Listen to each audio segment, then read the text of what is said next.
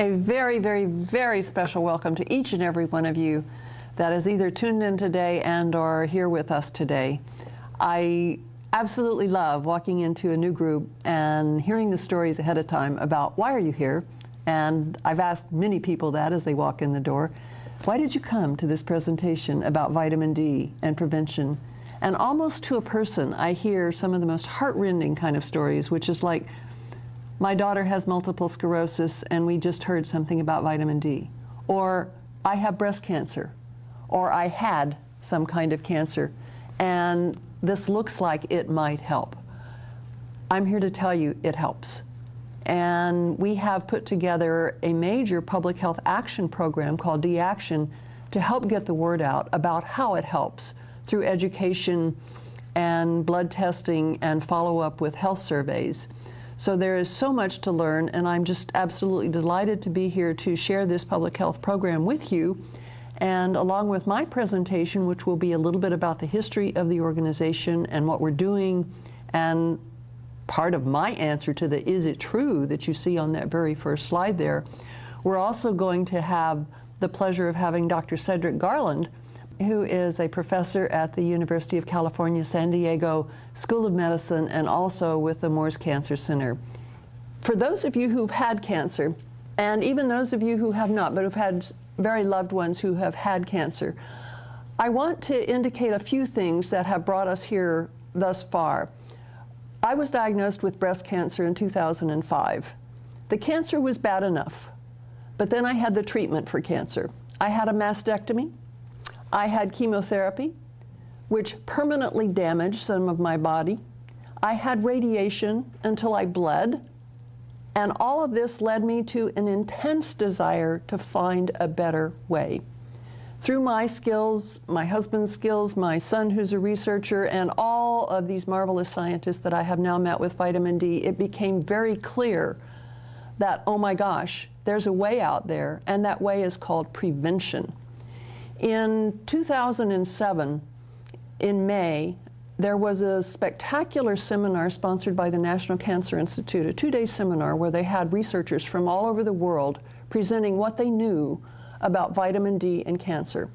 I was privileged to attend that seminar, and I sat there and listened for 2 days at everything people knew, everything from experiments with mice models to petri dishes to human beings, and what we know and what we didn't know.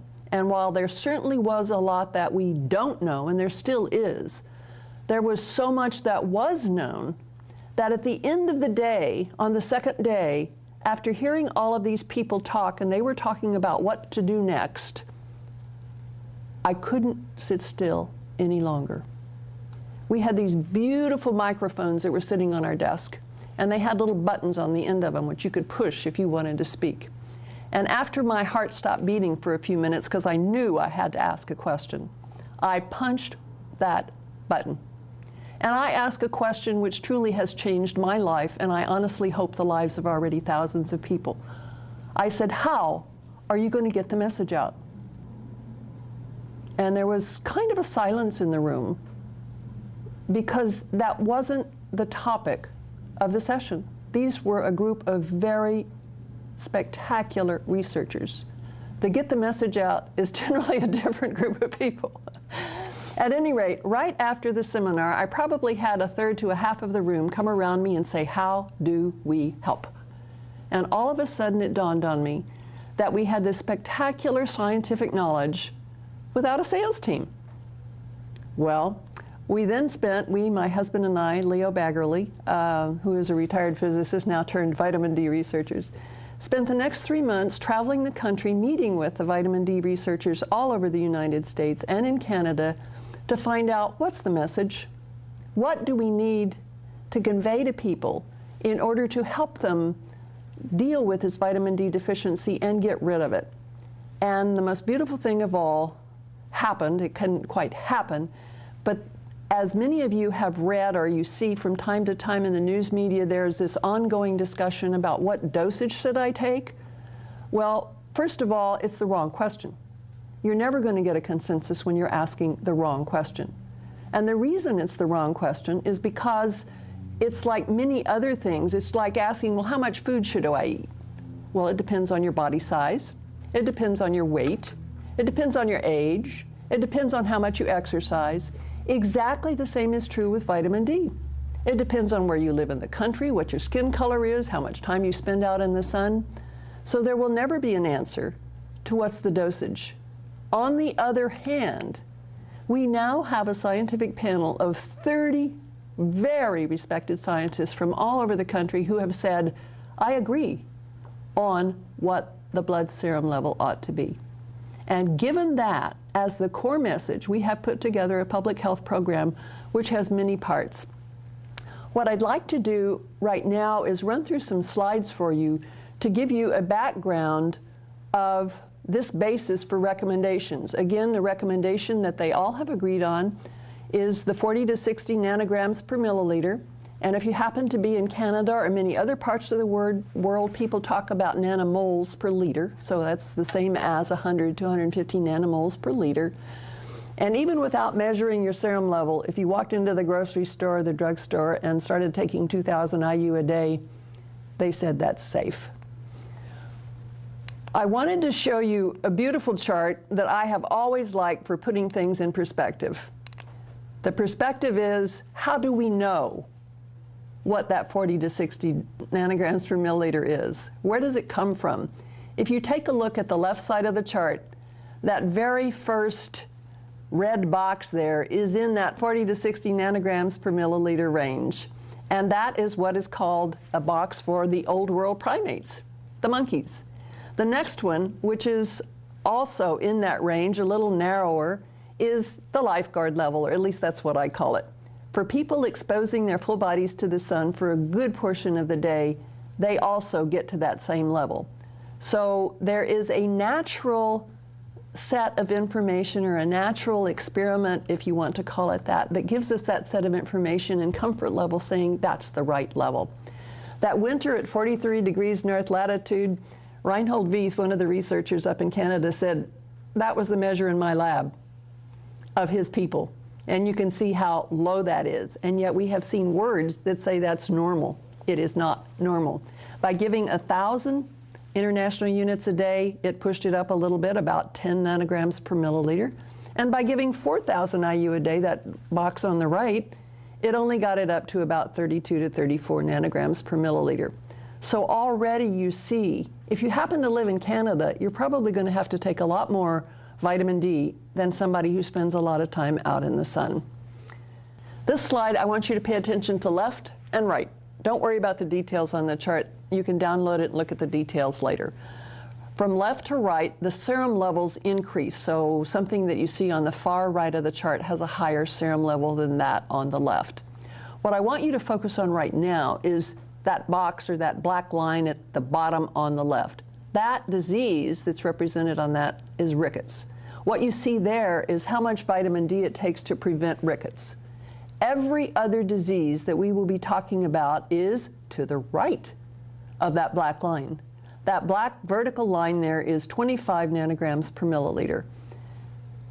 The North American population is generally below that level. So you can see what a deficiency we have, and not only the deficiency, the diseases that just flat aren't prevented because our serum levels are so low.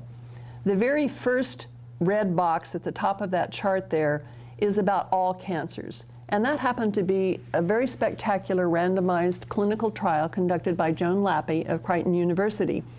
And the level there is at 38 and only 38 nanograms per milliliter. There was a 35% reduction in the incidence of all cancers.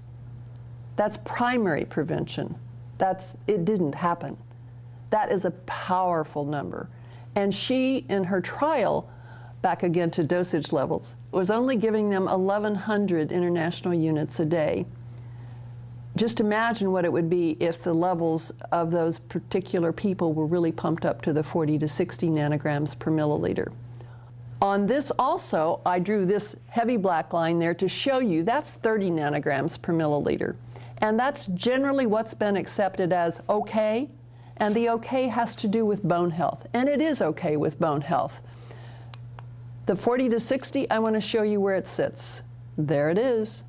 And it brackets those diseases and the information we currently have at hand about what it takes to prevent them. I would encourage you to download this chart from our website and take a look at the details on it. The next major question I get questions about all the time is toxicity. My doctor, somebody said, I can't take it, or I shouldn't take too much because it's toxic.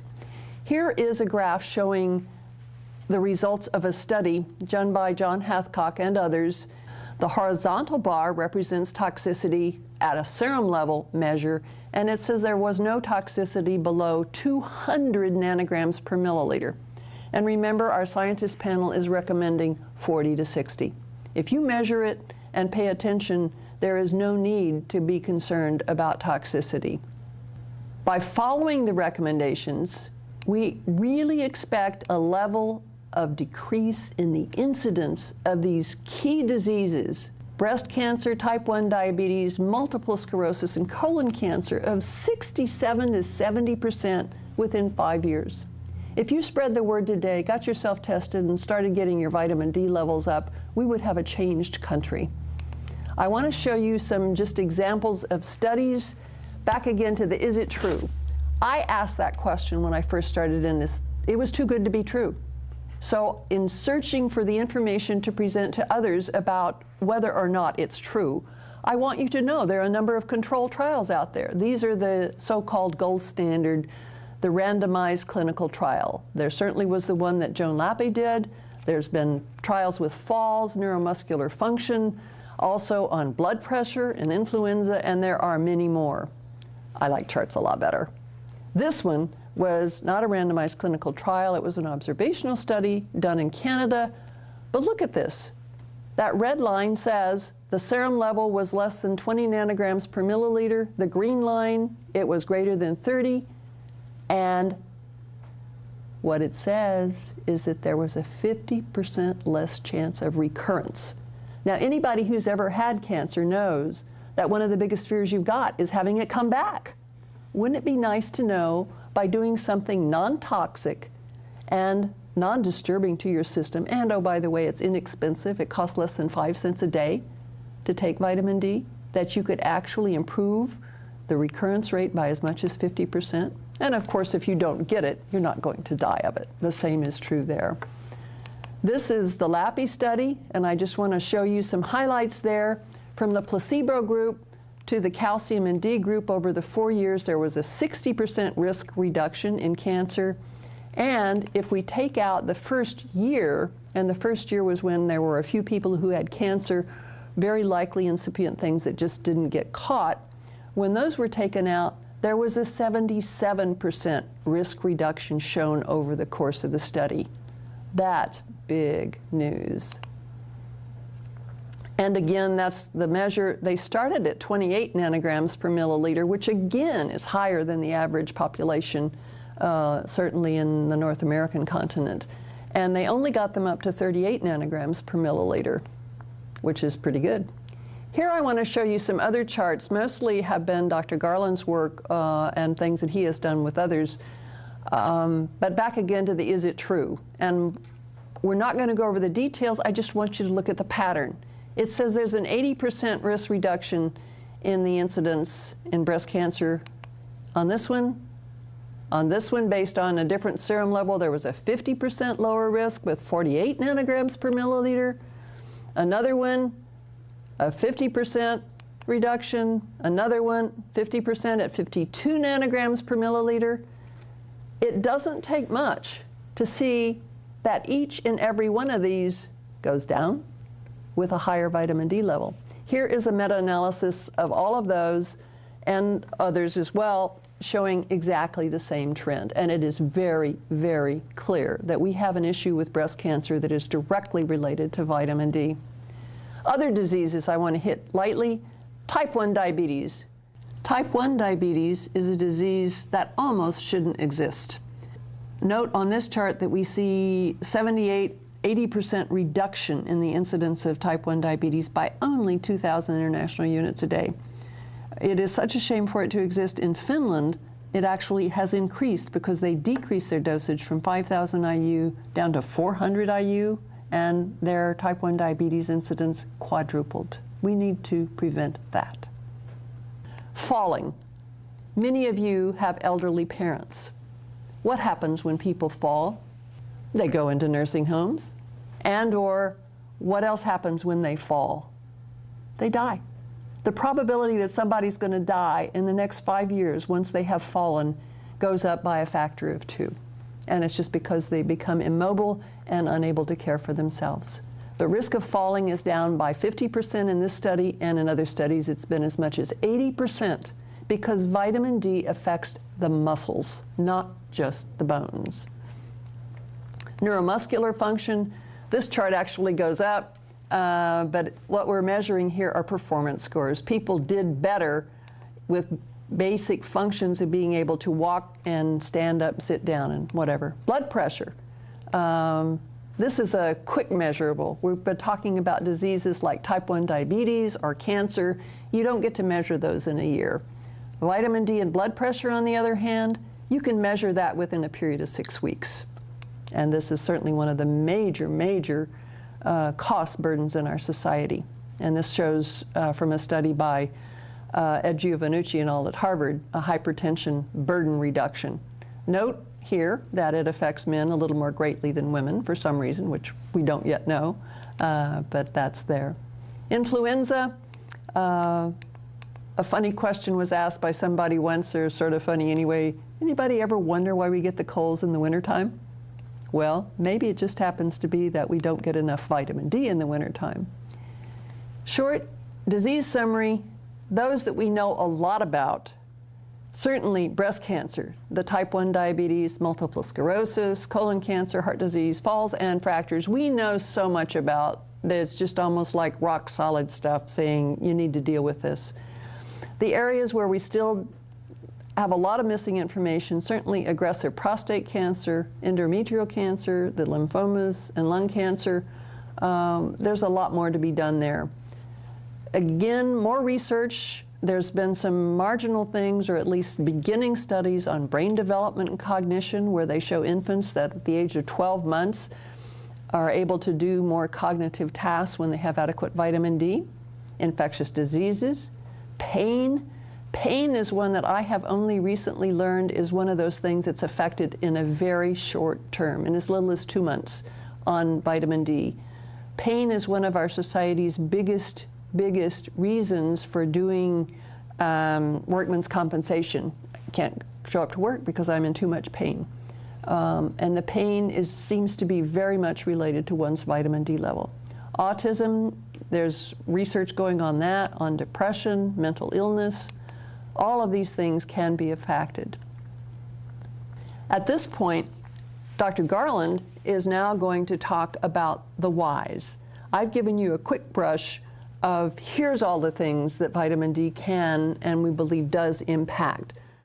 Thanks, Carol. We're already beginning to get some useful information from this grassroots health study. The volunteers are taking their own blood samples. They're being analyzed, and what we're finding is that even in very health-aware people, about half are deficient in the amount of vitamin D they need in their blood to remain healthy and avoid cancer and other serious diseases. And at the same time, we're learning that approximately half are already at 40 to 60 nanograms per ml. This population is much more likely to be at these high levels, and these high levels will give us an opportunity to understand the safety and efficiency of higher levels of vitamin D even now than are currently recommended, in the range from 70 nanograms per ml and higher. So it's a whole new opportunity that can be done without a randomized controlled trial that may come later. But for the moment, this is an observational study that is going to be probably the most powerful tool we have for understanding the effects of self-selected higher levels of serum 25-hydroxyvitamin D. Most of these people are probably getting these high levels from spending 5 to 10 minutes a day in the sun. A few of them may be doing it by supplementation. It's very difficult to do this from diet. As you might imagine, we get a lot of questions about vitamin D and its ability to prevent disease. And one of the most common ones is, how much vitamin D should I take? And you'd think there would just be a pat answer to it, but it really depends on your serum 25 vitamin D level. And that you can determine with a test. And then the test serves as the basis for determining what the right amount is. Now, generally speaking, the amount of vitamin D in the blood is dependent on the amount of vitamin D that's consumed. So that if you consume, for example, 1,000 international units, your vitamin D in the blood will go up by 10 units. If you consume 2,000, it goes up by 20 units, or nanograms per ml. But the best thing to do is to get the test done, discuss it with your doctor, nutritionist, consult an authoritative source, and then select the amount that you're going to take based on that. It'll be a little less if you're getting out in the sun regularly. And as an example, if you decided that you wanted to raise it by 20 nanograms per ml, then you would take 2,000 international units to do it. But in some times and places, you may not need that much. In other areas, you might have to think about getting a little more sunlight, although not more than 5 to 10 minutes a day to supplement the oral dosage. Another question that we get is, should cancer patients take vitamin D?